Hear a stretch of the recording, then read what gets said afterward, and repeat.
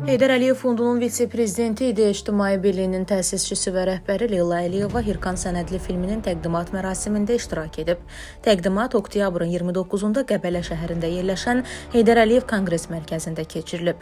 Film İdeya İctimai Birliyinin Azərbaycanın 12 möcüzəsi adlı xüsusi layihəsi çərçivəsində hazırlanan növbəti ekran işidir və Azərbaycanın təbiət incilərindən biri olan Hirkan Milli Parkına həsr olunub.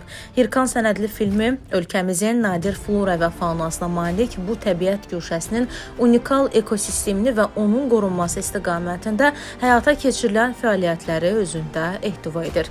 Filminin rejissoru İqor Bişniyovdur. Layihənin təşəbbüskarı olan Leyla Əliyevanın rəhbərliyi ilə bu günədək ümumilikdə 8 sənədli film hazırlanıb. Bu filmlər sosial şəbəkələrdə milyonlarla izləyici tərəfindən maraqla qarşılanaraq ölkəmizin zəngin təbiətinin təbliğinə mühüm töhfə verib. Qeyd edək ki, Azərbaycanın 12 möcüzəsi adlanan layihə çərçivəsində əhatə olunan milli parklar ölkəmizin müxtəlif coğrafi bölgələrini və ekosistemlərini əks etdirir.